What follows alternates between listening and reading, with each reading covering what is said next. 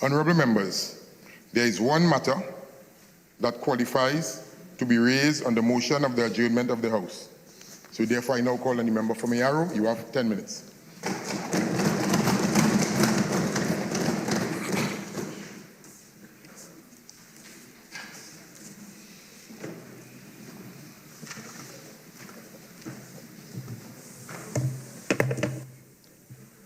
Thank you, Mr. Deputy Speaker. Mr. Deputy Speaker,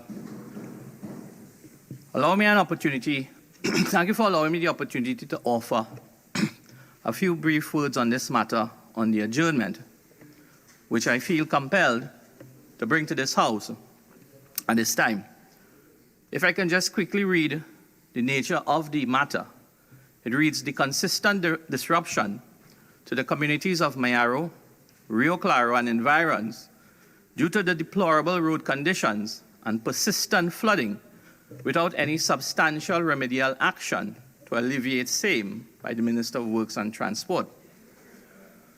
Mr. Deputy Speaker, this matter is very urgent and critical to the people of the Mayaro constituency.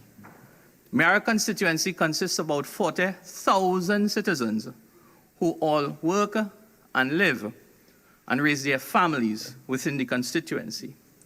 The constituency encompasses about 314 square miles, 28 communities, 3 administrative districts, 5 secondary and 19 primary schools.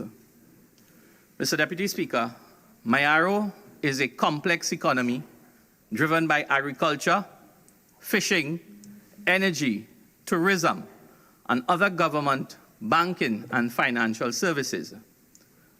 Mr. Deputy Speaker, the common defining factor which links these economic engines to the success and well-being of my constituents is our road network. This network of roads and bridges are key to our economic and social prosperity.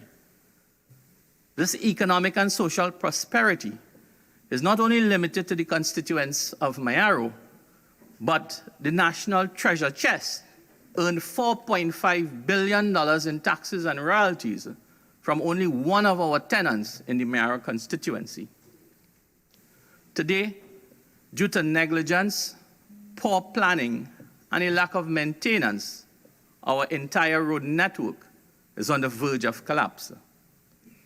As of today, Mr. Deputy Speaker, our 2 main arteries in and out of Mayaro, connecting us to key commercial hubs of San Fernando and Port of Spain, is virtually cut off. The Naparima-Mayaro Road from San Fernando to Guayari Village is in its worst state in 100 years. We are on the verge of a total disconnection of that southern, what we refer to as our east-west corridor, taking you from Mayaro to San Fernando, due to major landslips, especially in the Princestown to Rio Claro route. If this situation is not afforded urgent consideration, the impact to the Mayaro constituency will be severe. Disruption to commercial activity, a very high impact to the energy sector, a very destructive impact to the movement of school children throughout the constituency, and a delayed and disrupted emergency response. Mr. Deputy Speaker, as we move to our north-south artery, the Manzanilla Road has now become virtually shut off from vehicular traffic. The impact as well, loss of a secondary route to Mayaro, lack of mobility of hundreds of children attending schools in Sandy Grande, disruption of key emergency services of the ERHA, the TTPS, and other essential services, retail and wholesale distribution of our farmers and other small and medium-sized manufacturing businesses. Our failover route to Sandy Grande through Beach, Plumita, is riddled with potholes and landslips. This adds an additional 4 to 5 hours to the journey and can cost the traveling public an additional $100 per day. Our failover route to San Fernando and Chaguanas through the Tabaquite, Brothers Road, Tabaquite, Brasso suffers a similar fate of neglect and poor maintenance, costing precious man hours and exorbitant cost to the traveling public. When you compound the fact that the Ministry of Work sub-offices in the constituency, both highways and drainage division, is woefully understaffed, and they are staffed for basic tools and machinery, I have to wonder if they have been set up to fail. Our drains and rivers and main water courses continue to suffer from a weak maintenance schedule due to the factors that I have described above. By now, Mr. Deputy Speaker, you must appreciate the dire circumstances the constituents of Mayaro face. We feel hurt, we feel betrayed, we feel a deep sense of despair. But Mr. Deputy Speaker, we in the constituency of Mayaro are law-abiding citizens who give our pound of salt to national development. I therefore insist and demand that the government pay attention to the cry of our young students, our professional middle class, our business community, and our elderly citizens. All have paid their dues to national service. Give us what I believe we feel is due. Allow me an opportunity to offer some suggestions as proposed by many of our constituents, because they feel that not enough ideas or solutions are being afforded by this government to fix some of the issues in the long term. In terms of our road network, Mr. Deputy Speaker, in order to reduce the amount of heavy traffic that traverses the Naparima-Mayaro Road, which clearly cannot handle it anymore, there's a suggestion that the government look at upgrading the Edward Street Saunders Road linking Moruga to Rio Claro and Guayaguayari. Upgrade that road and instruct all heavy-duty, extra heavy, and special licenses truck that they must use that route to Galeota Point, get them off the Naparima-Mayaro Road. Upgrade the Torib Tabakit Brothers Road leg to New Grant. All vehicles leaving Mayaro, Rio Claro for Princestown use that route, reduce the amount of traffic on the Naparima-Mayaro Road. Upgrade the Tabakit Guayaquara leg to Marabella, hence all traffic leaving Mayaro, Rio Claro for San Fernando now have an alternative route, thus reducing the traffic on the Naparima-Mayaro Road. Upgrade the Canapo Southern Main Road to Bish, Plumita, to remain our backup link to Sandy Grande. In terms of the Manzanilla Road, we ask that the government consider raising the roadway using PVC sheet piling, which was successfully used on the Manzanilla Resort. It is my view, Mr. Deputy Speaker, with the advent of climate change, we may be seeing a new normal with the behavior of the Nerva Swamp. We urge the government to explore and develop a network of retention and detention ponds to capture and hold the excessive runoff during the wet hurricane season. This will avoid or reduce flooding in our major flood zones in the constituency, Pool Valley, Navet, Bish, Mafikin. As their voice in this parliament, as the elected representative of a community of decent, hardworking people, I ask the Minister of Works and Transport to tell the people of Mayaro today that there is hope. Tell them not to despair and that you have a plan to bring relief in the short and medium term. Give us hope today, Minister. Thank you.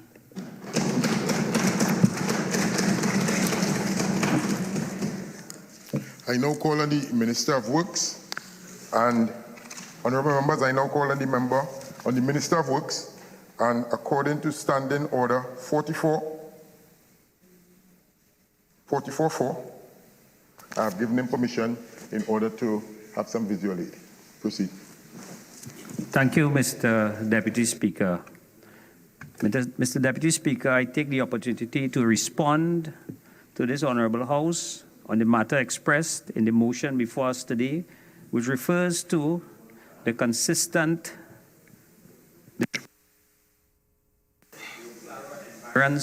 due to the deplorable road condition and persistent flooding without any substantial remedial action to alleviate same by the Ministry of Works and Transport. Mr. Deputy Speaker, the community of Mayaro, Rio Claro, and environs are served by a roadway from Manzanilla-Mayaro, Naparima-Mayaro, Rio Claro, Guayaguayari, and Mayaro-Guayaguayari. These roads are attached to a natural low-lying area bracketed either by the Atlantic Ocean the Ottawa River or land swamp areas. Over the years, the challenge has been the issue of coastal erosion and flooding. This is not a new phenomenon. However, the issue of climate change has brought these challenges on the frontal attention of the Ministry of Works and Transport and the residents. Mr. Deputy Speaker, the problem as expressed by the Member of Parliament may sound very simple, just go in and fix everything. Mr. Deputy Speaker, I've seek your permission to actually display and to show that the ministry is not operating by guess. We are actually operating with the studies and exactly what we are dealing with in the area. If I'm just to show a map of Trinidad and Tobago, and I know it might be difficult to make out, but this is the soil type in Trinidad and Tobago. This is another map of the Mayaro, Rio Claro area. And what this says is that the clay, the soil type in these areas is clay, is sand and sandy clay and swamp clay, Mr. Deputy Speaker. So the challenge in the area have always been the soil type. Mr. Deputy Speaker, I heard the Member of Parliament says on caring. Mr. Deputy Speaker, in 2011, there was a study conducted which was handed in 2011. I think it would have been March of 2011, where the Cabinet of Trinidad and Tobago sat on this study done by the Royal Haskini Company. And that indicated what should take place in Mayaro. The then government sat on this 2011, 2012, 2013, 2014, and 2015 and did nothing for Mayaro. But today they care everything about Mayaro. Mr. Deputy Speaker, there are several things that were supposed to be done. And unfortunately, what the study recommends is that a major part of Mayaro had to be relocated. Because of the flooding in the area. Mr. Deputy Speaker. 1 second, member. Member from Mayaro, you are hearing the member? Okay, all right. Please, Yeah. members, let's listen to the response. Mr. Deputy Speaker, I know they will not want to hear this, but unfortunately, this is the reality that we are dealing with. They took the Royal Haskini study and they said they're not accepting that and just left it there and did nothing for Mayaro. Nothing at all for Mayaro. Mr. Deputy Speaker, the challenges in the area is soil type and the amount of flooding in the area.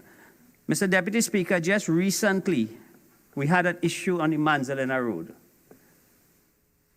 This issue didn't just happen overnight. This is an issue that have been happening for a while. And, you know, the response from the UNC was to go on a Monday night forum and draw a picture of my house and draw a yellow river running through my land and claim that that is the cause of the flooding. Mr. Deputy Speaker, foolishness. Total foolishness. But I understand when a leader gets set up by people who don't know and they're trying to make an excuse. What they're supposed to do is to use the Royal Haskini study and educate the population on what is happening with flooding. Silence. Rather than that, they go on a platform and try to say, oh, this person diverted a river. Mr. Deputy Speaker, I'm a responsible Minister of Works and Transport. And immediately, seeing the opposition talking that garbage and nonsense, I initiated an investigation by the Ministry of Works and a report on what is actually happening in the Mayaro area, especially in that Nariva Swamp area. And Mr. Speaker, you go back from 1964, the maps from 1964, and they will tell you what happened in that area and what is happening in that area. Mr. Speaker, you go back to 1994. Sorry, the first one was 1964. 1994, another study was done. in 2014, 2013, there was a similar instance. And an investigation was done as to the cause and what is actually showing up on the map. Okay? Mr. Speaker, in 2014, what they did, they spent how much millions of dollars to try to remedy the problem. They couldn't. Today, the same problem occurs. And it is because of the geography of the area. Mr. Speaker, the Nariva Swamp encompasses almost 224,000 acres of land. And all that water drains through the Mayaro area.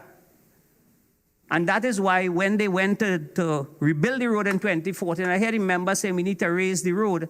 Why wasn't the road raised then? Because it's simple. It is in Nariva Swamp. It's a protected area, and you will not be allowed to raise the road. It is a natural flow of water. What happened there happened in the 70s. It happened, I think, in the 90s. It happened in 2013 under you. And as the member rightly said, this seemed to be a natural phenomenon with climate change that is taking place. So it is not that the government is neglecting the area or anything. We understand what is taking place right now around Trinidad. It is not only... Remember, you have 3 more minutes. It is not only in Mayaro. It is happening it happened in Cedras. It is happening in Tobago.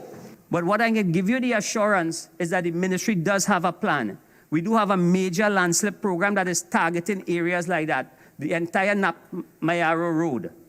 In terms of flooding in the area, the member knows, I speak to him all the time on the phone, how much work is actually going into cleaning the rivers up there. But it is a natural flood-prone area. And one of the recommendations coming out of the Royal Haskani study is that most of the people should be relocated.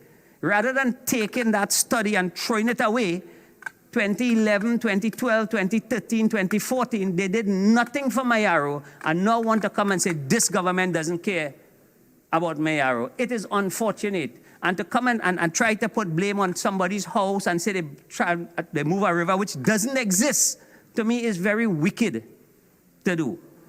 The Ministry of Works and Transport will continue to do our part. We will maintain connectivity. We will rebuild the road in the shortest possible time. And to the people of Mayaro, I can assure you that a lot of work is planned for your area, just like all parts of Trinidad. I give you that assurance to the people of Mayaro, and we will get back to some level of normalcy once there's a change in the weather pattern. Mr. Deputy Speaker, I thank you.